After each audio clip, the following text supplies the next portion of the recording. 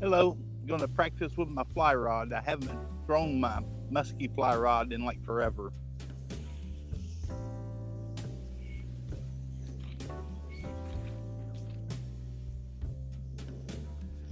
That wasn't very good. Been trying to catch a muskie on a fly rod, but I kind of give it up. I didn't do any over the winter. This is like the first time I've cast this year. What is it, August?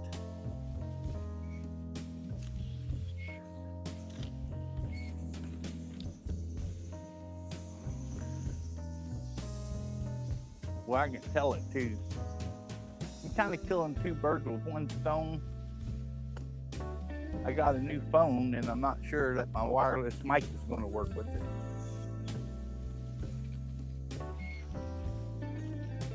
Oh, that's beautiful.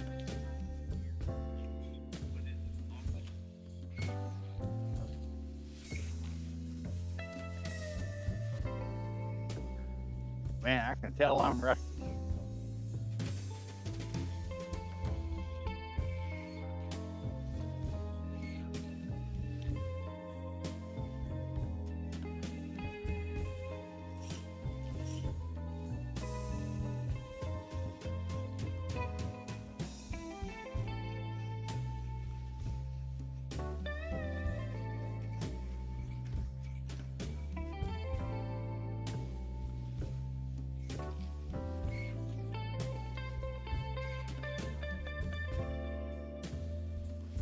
Man, oh man.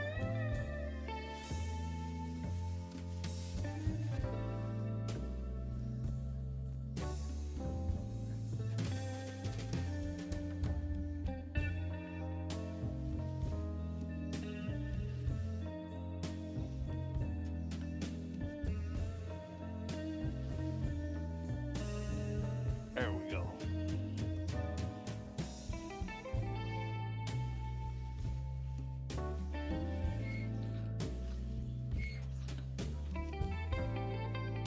That was a little better.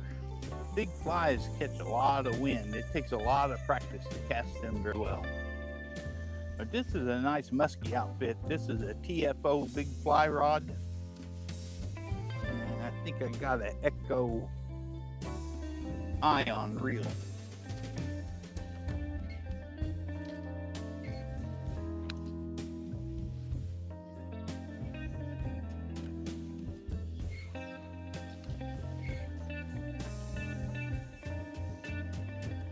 Yeah, I'm only casting like maybe 50 feet if I'm lucky. Probably more like 35 or 40.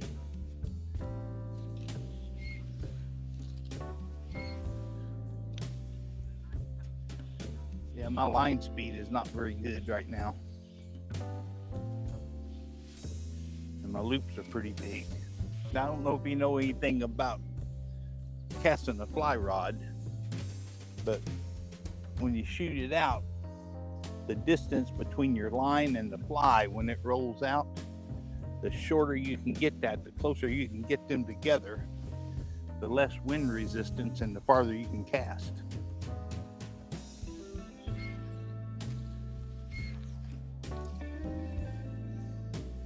See, like that loop was pretty wide.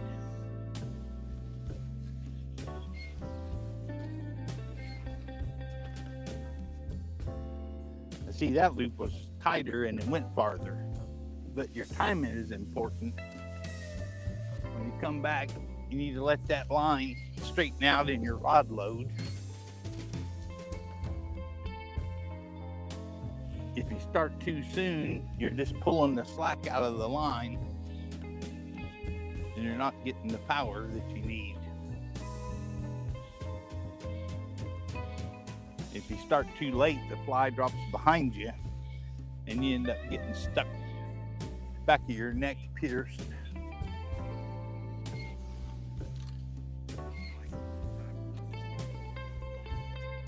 I feel like I'm starting forward too soon on my back cast.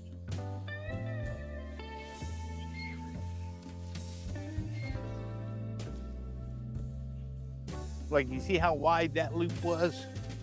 That's not how it's supposed to be. This retrieve like this is called a roly-poly retrieve. See, this fly is probably, it's 10 inches long, maybe a 12-inch fly.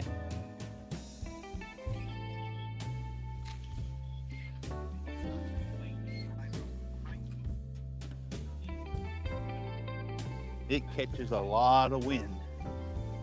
If you want to see somebody that can really cast a fly rod, there's a guy named Gunnar Bramer. Gunnarbramer, I think.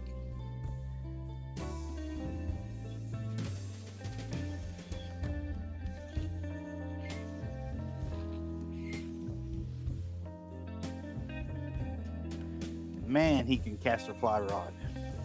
See, what you got to be able to do when you're muskie fishing, you got to be able to do what they call shoot line. So when you come forward and you let go on your final forward cast, the line should just shoot all the way out, and you should be able to throw off every bit of this line. If you see somebody do it, man, it's like pretty.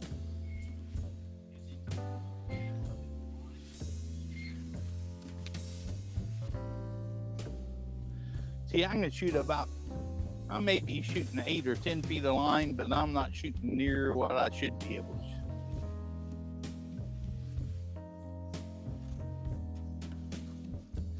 It takes a lot of practice.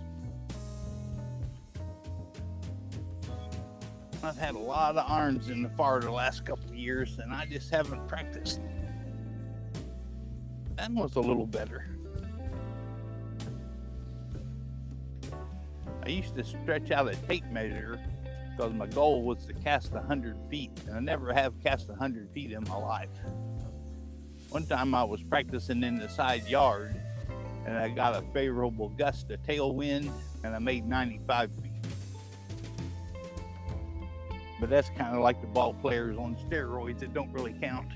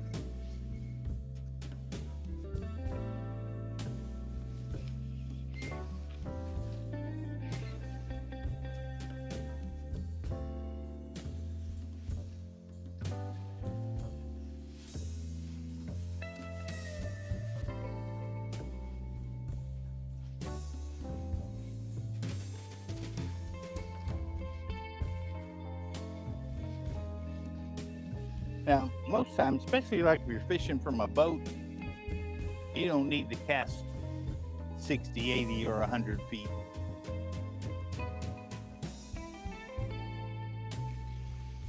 But where I fish, trying to catch a muskie,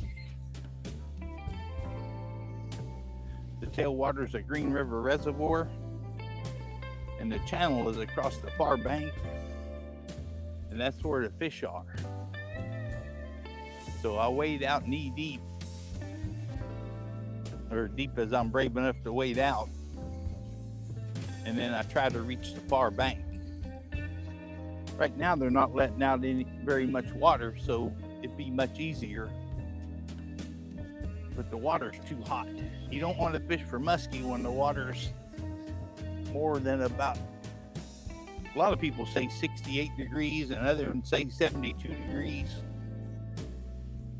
But basically when the water's 70 degrees or more, you don't want to fish for muskie because it stresses them too hard and they won't survive the next winter. They may swim off and look fine, but it's called delayed mortality.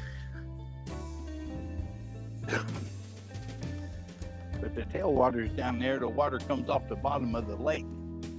It stays cool later in the year, cools down earlier in the summer. But like right now, the water's too hot, I'm not targeting muskie.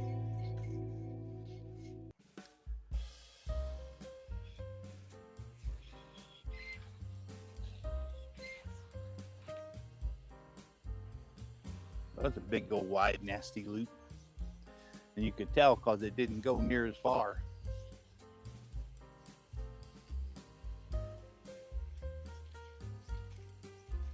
I probably, when I'm live streaming, I probably should practice with a small fly because I'd look a whole lot better.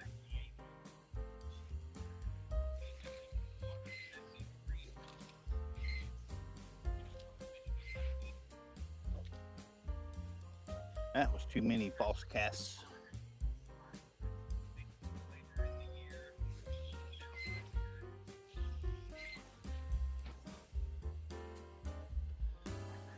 Let's see how far that was. 1, 2, 3, 4, 5, 6, 8, 9, 10, 11, 12, 15, 16, 17, 18, 19, not quite 20 paces. So maybe 60 feet. That's about as good a cast as I've made so far. So I'm getting like 60 feet. The fly rod I really want to own, a guy named Thomas Schrank up in Wisconsin custom builds fly rods for muskie. The Chippewa River Fly Company. Maybe it's Chippewa River Fly Rod Company, but something like that. Big old nasty loop.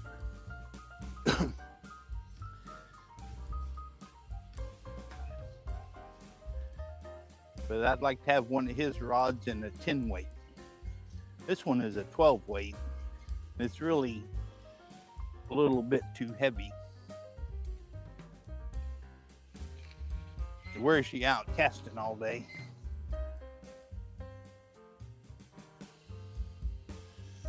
Now the plan is, here in a little while, I'm going to load up and go catfishing. And I'll probably live stream doing that also. But I've been told that if you're catfishing and you spray Pam cooking spray on your bait, you'll catch more catfish.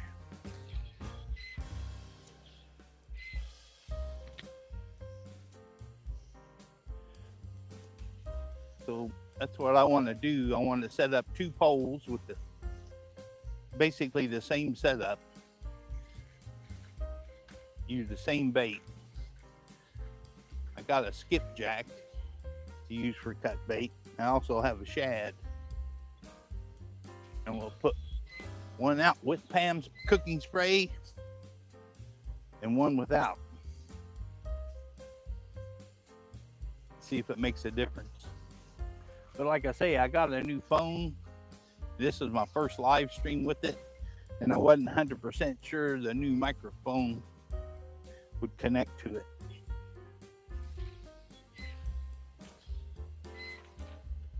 Oh, look at that all messed up.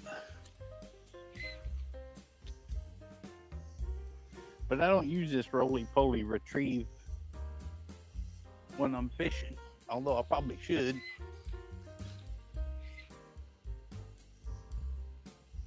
When I'm fishing, I do a strip retrieve where you put your finger under the line, then you just pull a little bit at a time like this.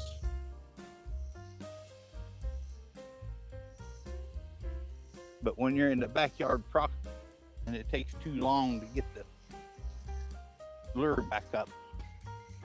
And see, muskie will follow your fly right up to the edge of the boat or right up to the edge of the bank. And then they look up at you like you're an idiot, laugh, and swim off. So that's why you got to strip it all in here. And then you do a figure eight. Of course, you can't do a figure eight in the grass. But when you first start learning to cast a fly rod, they teach you basically trout casting, which is put about 30 feet of line out. Start at 10 o'clock, go to 2 o'clock, like that.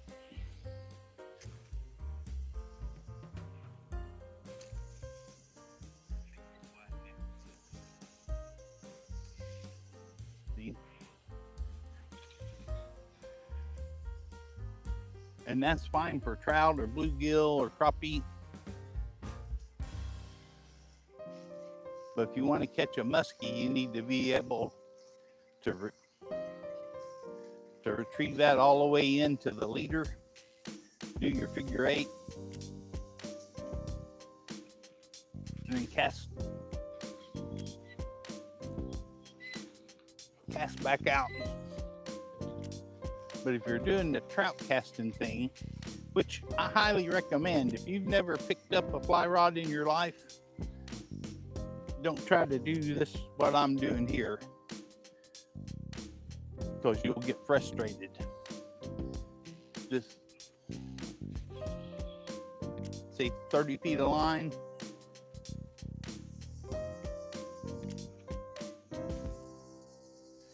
And the key, when you come forward and make a sudden stop, push down with your thumb.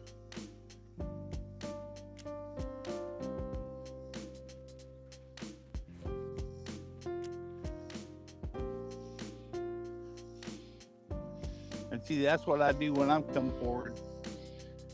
But the trout casting, start at 10 o'clock, you go to 2 o'clock, 10 o'clock.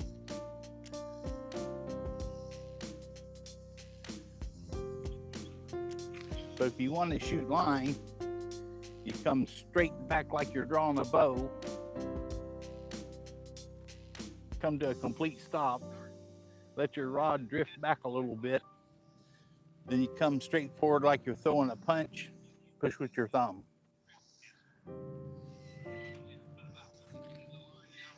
See, push with your thumb.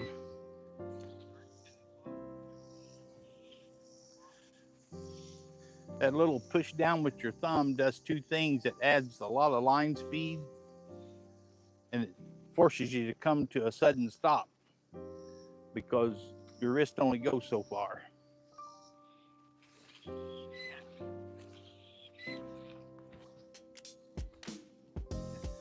Well, that went really good till the line tangled up.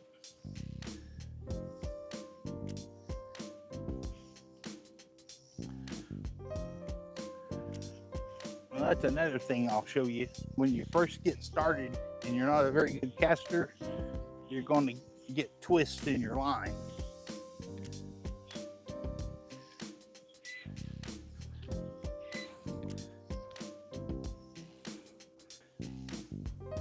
So what you do, you stretch your line all the way out. Come forward here so you can see it better.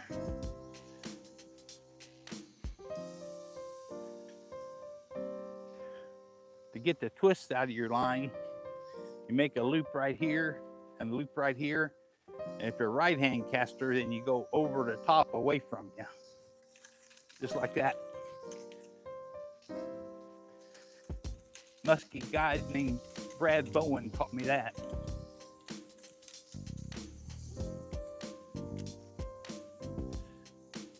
And then you hold your finger and strip that, and it takes the twist out of your line.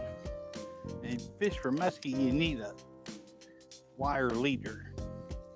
A lot of guys say fluorocarbon, but I'm a wire guy.